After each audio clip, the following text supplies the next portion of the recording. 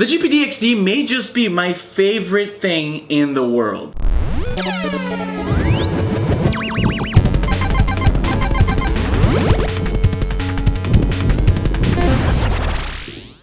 Hey everybody, how's it going? I'm Izzy, and this is Izzy Mode, my gaming slash tech show. So I'm a big fan of emulators, and I'm an even bigger fan of portables. If there's a portable out there I can play emulators on, you better believe I'm buying that shit. So here on my on my kitchen counter, I have a small selection of some of the things I bought over the years to play emulators on my commute, on the train, on the bus. So my first one here, the PlayStation Portable, the PSP. I've been a big fan of the PSP for many years, and I bought it exclusively to play emulators back in 2005. Not this one, because this is the second one. I ended up breaking my first one, but I bought it off a friend, and it was third hand by that time. Back in the day, it was a lot harder to mod these things, to run emulators on it, so I bought it knowing full well that $150, hard-earned $150, might have gone all to waste, because I wasn't sure if I was going to be able to mod it or not. I ended up buying the PSP Go, which was the redesign. I love this thing.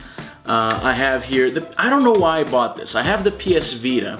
I bought it knowing I wasn't a big fan of the library. It was impossible to mod it to run emulators at the time. Now you can.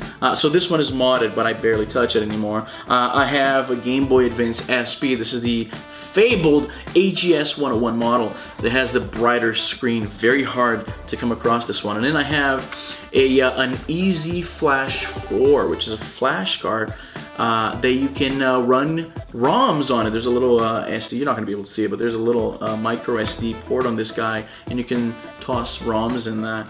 And you know, it's funny, getting this thing was a pain in the ass because Canada Post lost my package. I did a whole video on it. It's going to be right here. If you haven't seen it, just click this thing right here, and you're going to be able to watch me ranting because fucking Canada Post lost this thing for like, I think 2 months. But yeah, so I can play emulators on a Game Boy Advance SP. I also have a DS Lite, which is one of my favorite portables of all time because of the form factor. I think the form factor of the DS Lite is just gorgeous. I also have a flash card on this guy, so I can also run ROMs on this thing. So as you can see, I have lots of options to run emulators. But this thing I think takes the cake. This was sent to me by GearBest.com. I've had a partnership with these guys for a while now. Basically, they send me stuff that I already wanted to buy anyway, and I get to review it for you guys, and I get to keep it, which is a perfect arrangement. So this thing, the GPD-XD, is basically an Android tablet. It's a tablet running Android 4. And I know Android 4 is kind of old by now, but you're not going to need much more than that because all you're going to be doing is running emulators. Let's take a look at the design first. As you can see, this is basically a Nintendo 3DS. So you got, when you flip it open here, you got the big screen, no second screen, of course. You got a bunch of buttons here for volume up and down. You got the contextual button for Android. You got a button here that is a dedicated, holy shit, what have I just done? There's a button here that's brilliant. It's a key. It's a dedicated key mapping feature. When you have a game that has a bunch of those virtual keys on the screen that suck, what you do is you press this guy here, and then a bunch of buttons that correspond to the keys on the actual device will pop up on the screen. You just place them on top of the virtual buttons, you tap that thing again, it goes away, and then you can go into the settings of the game and make those buttons on the screen disappear. So what happens is that games that were supposed to be played on a touch screen, now you can play with these actual buttons here that you can click and tap and do all of that. So that is great. It has two analog sticks, as you can see here. None of that thumbstick bullshit like on the PSP. These are actual analog sticks like the ones you will find on a PS Vita. So that means that you can play, like, say, something like an Android first-person shooter much better on this than you would if you had your thumbs on the screen covering the whole thing. On the back here, you have R1, R2, L1, and L2. They're very clicky. Good stuff. You got a lot of ports here. You got your micro SD slot. You got your micro USB for charging and transferring files over. You got your micro, I believe it's micro HDMI. So you can play this on the TV. That's one of the coolest things. And of course, headphone jack. But back to the micro HDMI. This is the coolest thing about the GPD-XD. Basically, you can hook this up to your TV using micro. I'm gonna say micro. I'm too lazy to double check right now. Micro HDMI to your TV. Then you get an OTG cable, plug it in the back. Unfortunately, this thing does not have Bluetooth. That's the biggest, that was the biggest disappointment with this unit, because if this had Bluetooth, this would be basically like a switch. Plug this into your HDMI and then plug an OTG cable onto the USB, stick a little receiver for like a 2.4 gigahertz wireless controller, and boom, you're playing your classics, your PS1 games, your Game Boy Advance games on the big screen. Brilliant. Or at least it would be if it had Bluetooth. As you can see here on the screen, this is how I set up mine. You can set up yours however you want. This is just a regular launcher. It's called TV Launcher. All I did to get this on my screen was create shortcuts for the emulators I have installed on my GPD-XD, and then I changed the icon. I went on, I created all these icons. I'm gonna, on the description for this video, I'm going to put a link for all the icons in case if you happen to, if you're gonna buy a GPD-XD, or if you happen to already have one and you wanna have yours look just like mine, the link is on the description and you can just download all of the icons. Very simple to set up. If I could do it, trust me, you can do it. So on the top here, I have, as you can see, by the way, this is a touchscreen, so you can use either the controller here, or you can just move your finger on the screen. As you can see, I have emulators for the Super Nintendo, the DS, Game Boy Advance, the Dreamcast, and yes, it runs perfectly. The PSP, which basically means that this thing replaces my PSP, because I can play almost every PSP game, full frame rate, almost all of them. Like some of the more taxing games,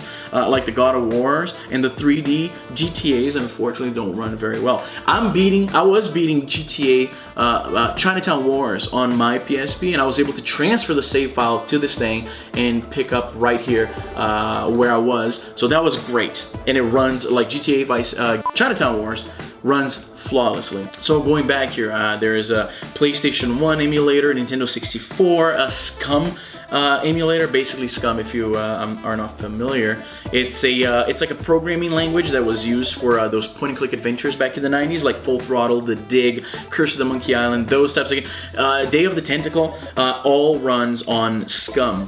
So I have all those games here. Sega Master System, which, correct me if I'm wrong, but it doesn't seem like it was very popular here in North America. It was huge in Brazil.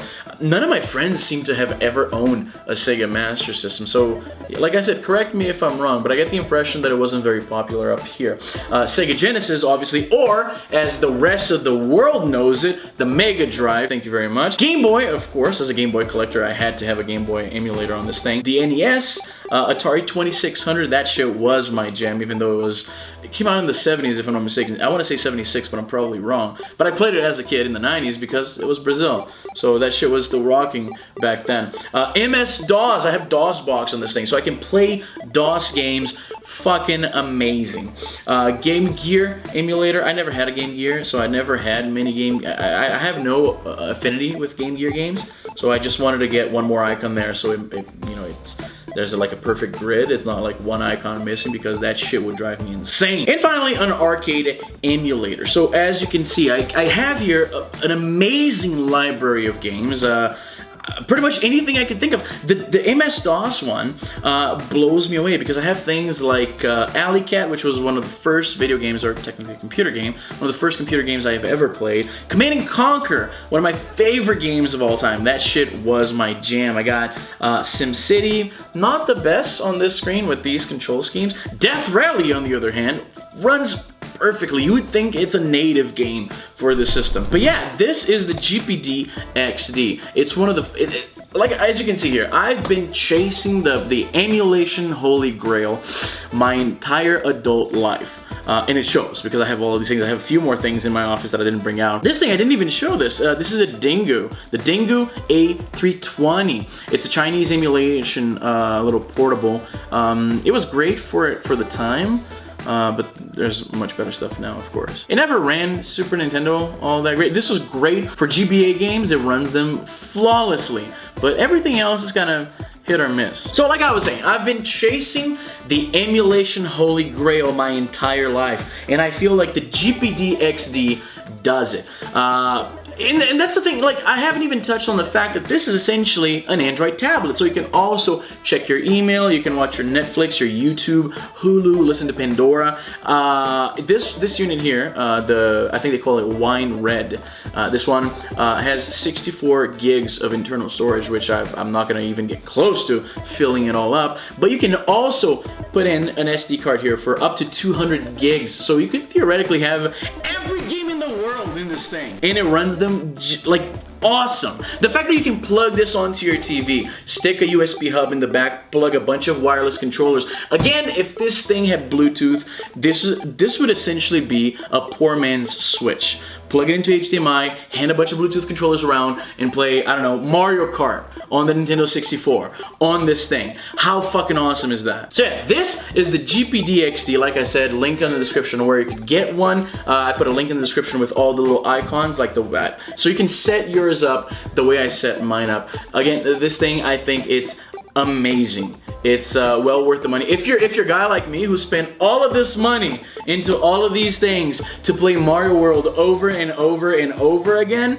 the GPD is what you need. Trust me. But yeah, that's everything for today. I hope you enjoyed this video. If you're new here, consider liking the video. That helps me out a lot. Subscribe, leave a comment, say something. And I think that's everything for today. I'll see you guys next time.